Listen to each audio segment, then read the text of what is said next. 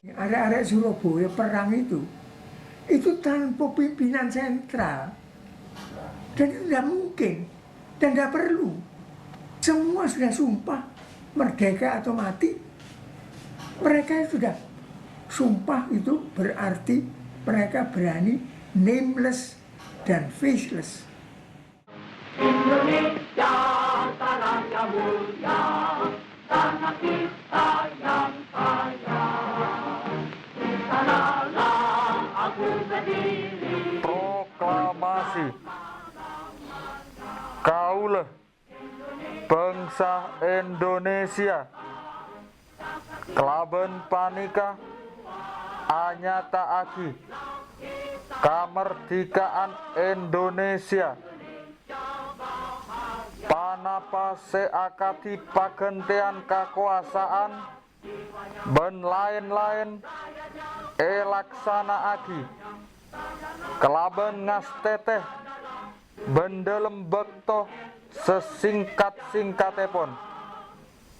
Jakarta 17 Agustus 1945 abekele bangsa Indonesia Soekarno Hatta. Indonesia Raya merdeka, merdeka, hiduplah Indonesia Raya.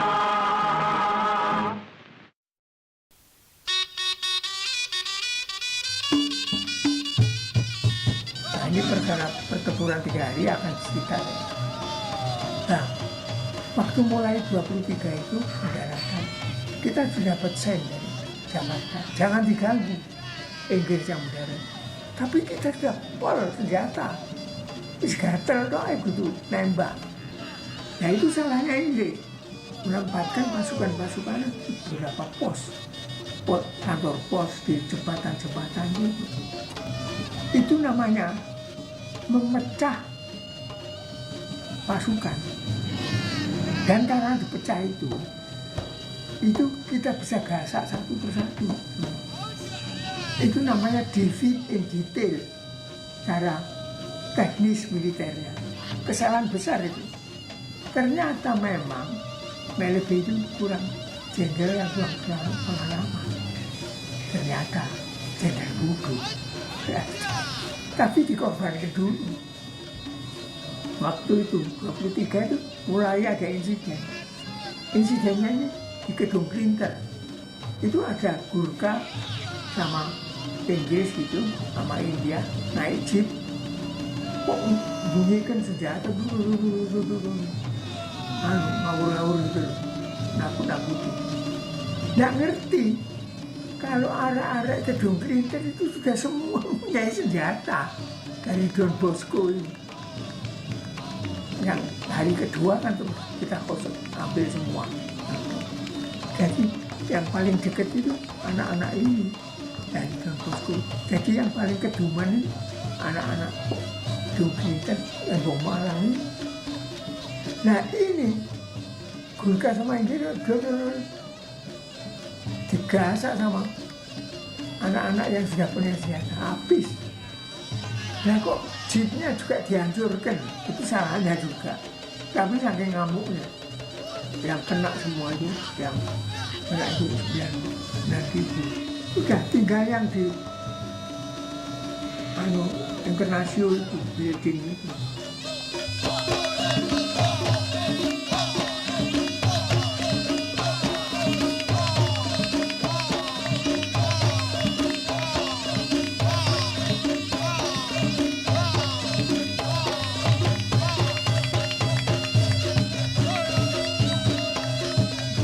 Bung Karno datang, rundingan. Datangnya itu nginep di rumahnya Pak Dirman 1 malam. Dalam malam itu dia dengar dem, kan masih gasai pos-pos Inggris itu semua, yang lain-lain. Rupanya nggak kerasan orang-orang ini. Orang-orang Jakarta nggak kerasan dengar dem, tembakan terus 1 malam. Langsung habis rundingan sama Inggris. Langsung sorenya besoknya itu pulang. Nginep aja enggak mau nginep lagi. Nginep cuma 1 malam. Tapi lucunya juga tidak meninggalkan satu orang untuk observer. Semua pulang semua. Jadi setelah 23 itu, rakyat mulai sudah ngamuk. Udah nyerbu jembatan itu nah, jembatan itu kan semua itu kan dikitari oleh kampung. Dan semua kampung itu sudah bersenjata. Yang paling kuat itu jembatan Dinoyo. Itu paling kuat. Nah, itu boleh kampung-kampung. Tapi akhirnya dibajukan. Sebab itu mereka itu di bawah jembatan itu bikin kubu itu. Bawah itu anak-anak itu jembatannya dilubangi dengan masih bensin. Dibakar. Udah kena semua pos-pos itu yang kira-kira ada 25 di Surabaya, di kantor pos, di radio, di mana itu sudah luar biasa.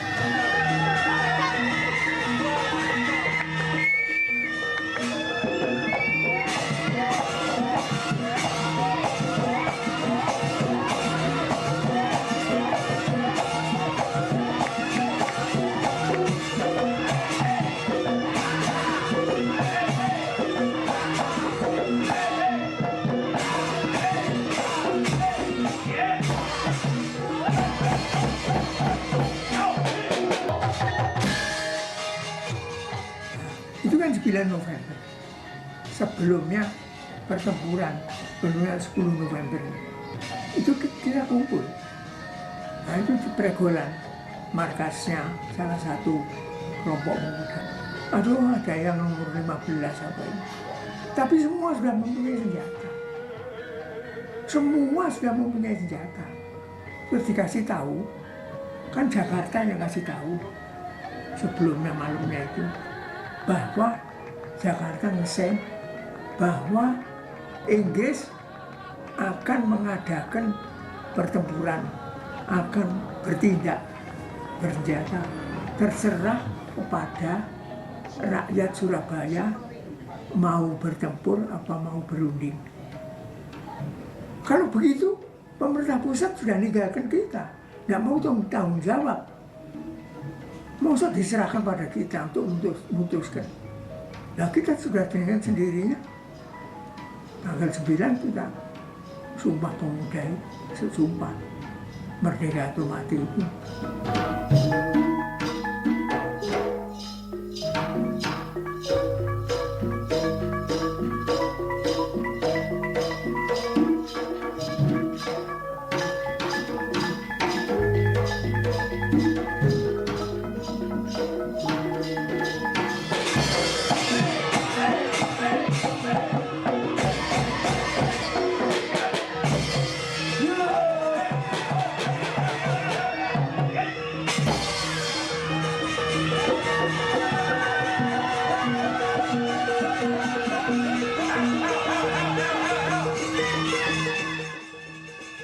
Pertama, 10 November yang digasak itu markas saya.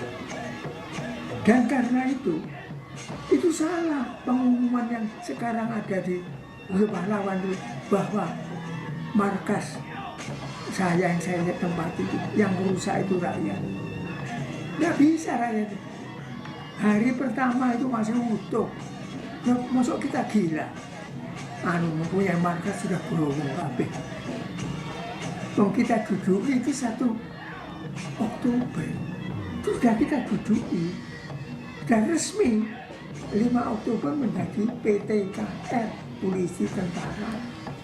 Sampai saya gugur 8 orang. Sekaligus. Plus lain-lain yang bukan anak buah saya. Itu beres, ngerti beres itu. Artillery fire beres. Itu jadi berapa puluh Briem itu 1 bidang. Kenapa kok bisa gasak persis markas saya? Karena markas saya itu letaknya persis di depannya kantor gubernur yang mempunyai menara yang ada jamnya yang kelihatan dari laut. Jadi itu buat ancer-ancer, gampang aja. Jadi tahu belum ngarepe itu sekian meter sekian.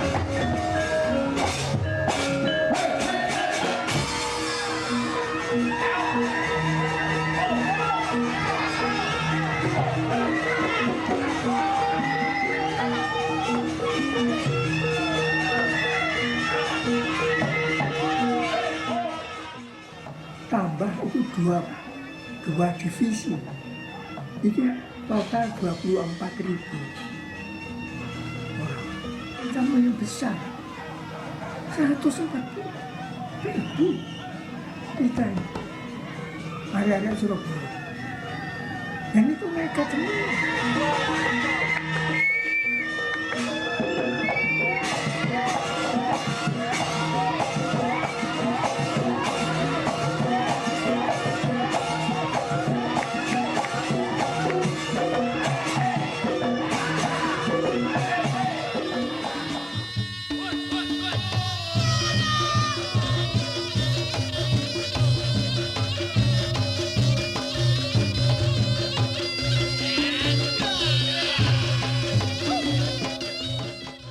Jadi tidak ada apa-apa 19 September waktu kumpul balik.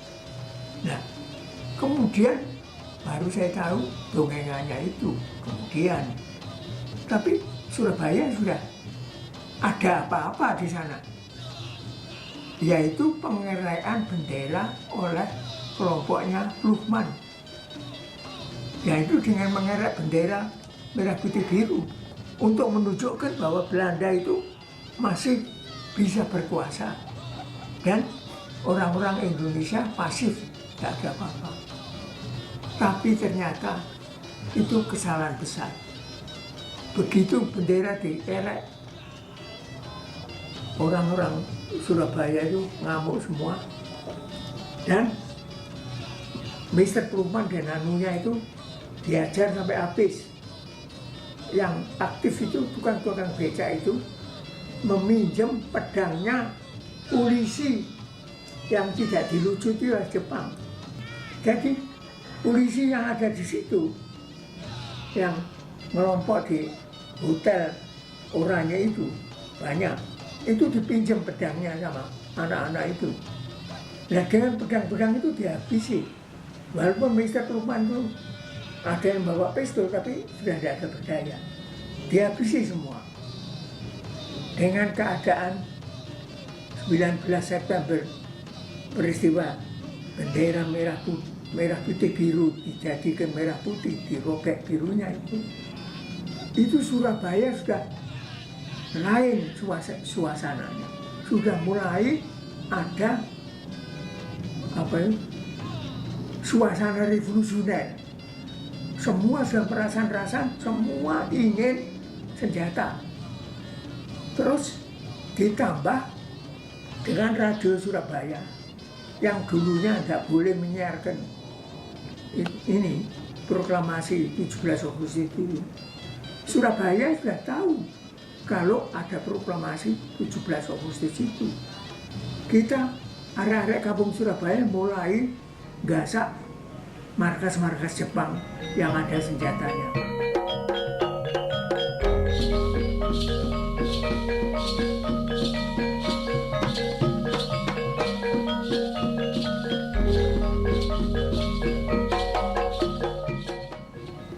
Berapa hari sesudah 19 September itu, kita arek-arek kampung Surabaya mulai gasak markas-markas Jepang yang ada senjatanya, mulai dengan Don Bosco dulu. Yaitu kira-kira berapa hari sesudah 19 September. Nah kebetulan Don Bosco itu saya ikut di situ. Karena itu pertama, itu di situ ternyata waktu kita kumpul sudah ratusan orang, belum penuh ribuan, ratusan banyak kumpul di situ.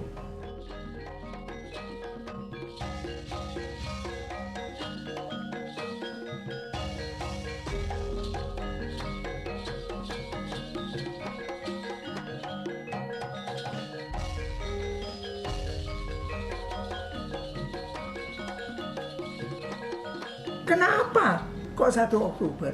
Sebabnya kita pikir bahwa KNP itu yang paling jagoan dari pasukan Jepang. Kita tangguhkan dulu. Semua dulu kita lucuti. Setelah semua kena, tinggal dia apanya nggak menyerah. Dan waktu itu saya sama Dul Arnowo sama macam-macam itu Wahab apa itu BKR, ketua BKR itu mengatakan sekarang kita harus gasak Kenpetai dengan gerakan malam apa siang. Terus saya pikir spesial truk Jepang itu spesial dilatih untuk perang malam di kegelapan. Jadi jangan kita menyerang KNP itu malam, malahan harus siang bolong. Karena itu pada 1 Oktober pada jam 7 karena sudah terang mulai masa nyerbu. Saya ikut dari belakang, Wahab dari depan karena kita sudah semayan. Kon teko mburi ae. Cek, aku teko ngarep. Ya wis. Nggak ngerti. Saya dari belakang saja. Itu ya belum mau menyerah. Tapi setelah bertempur 1 hari, kebanyakan buku-buku itu bilang 2 hari. Nggak bener. 1 hari. Waktu itu ada, yaitu siswa kira-kira sore mau surup itu berhenti nembak sudah bisa rundingan. Tapi saya mikir kalau udah menguasai itu harus diduduki. Anak-anak ini, Pak bagaimana? Bung, nggak ada Pak, sebab sama-sama mudanya. Saya waktu itu umur 24. Wes sapa sing melok duduki iki melok aku. Tercamat cuma 14 orang yang ikut saya duduki. Terus Hasanuddin datang. Dek, ya apa ini? Enggak, tak duduki aku gelem kok ngene. Kok saya iki jane. Kene iki ono paling titik 350 Kenpetai. Iki duduk geisa, ngerti kon? Lek geisa ini lumayan. Lah ya apa sih, Cak? Lah, wis ah. Iki ngono. Kon terus apa itu? Iya, saya enggak mau pulang. Wah, lek ngono golek badokan nih. Urunan. Wis iki tuku makanan, badokan kok pasar. Bauran. Sapa sing budal? Ini numpak sepeda itu ono sepeda.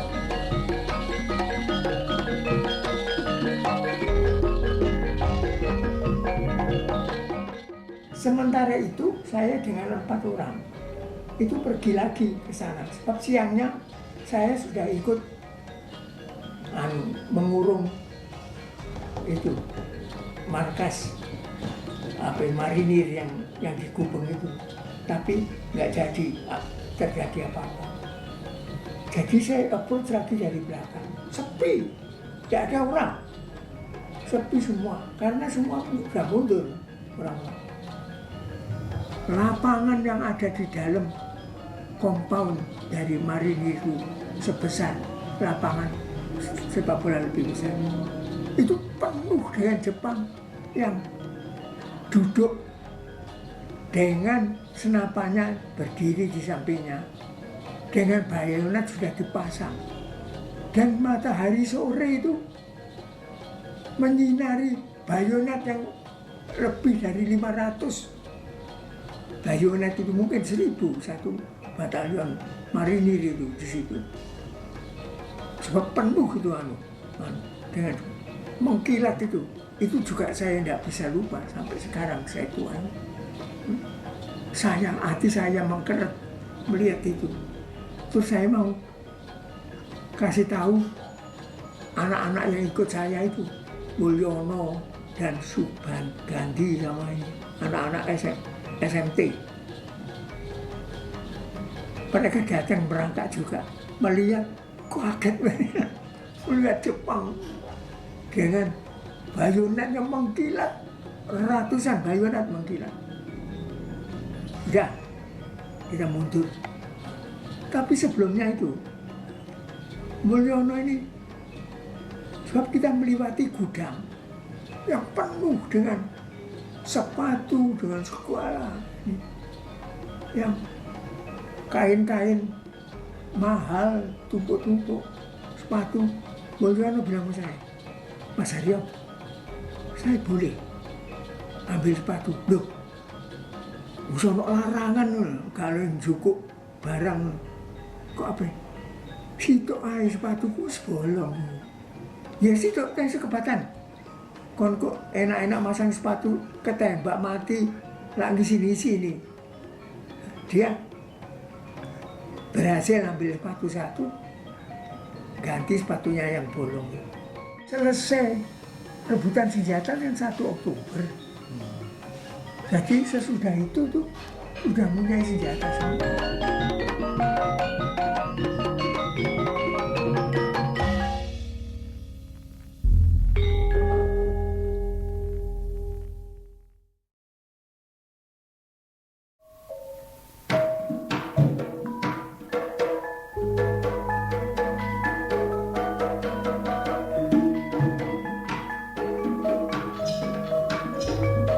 Tapi secara logika aja, Inggris memimpin satu kompi aja itu pakai radio karena kita merampas radionya itu Inggris. Dan itu kita sudah tekankan waktu saya bikin kumpul sama orang-orang Surabaya itu. Tidak hanya Marsono, Adi Wasisto, Abdul Syukur itu, macam-macam itu dari orang-orang yang pernah ikut di Surabaya kumpul di rumah saya sini ini. Saya bilang jangan sampai ada yang ngaku menjadi pemimpin di sana. Itu onlogis, nggak bisa. Surabaya itu kalau ada yang ngaku bilang gitu, itu menghina orang Surabaya. Surabaya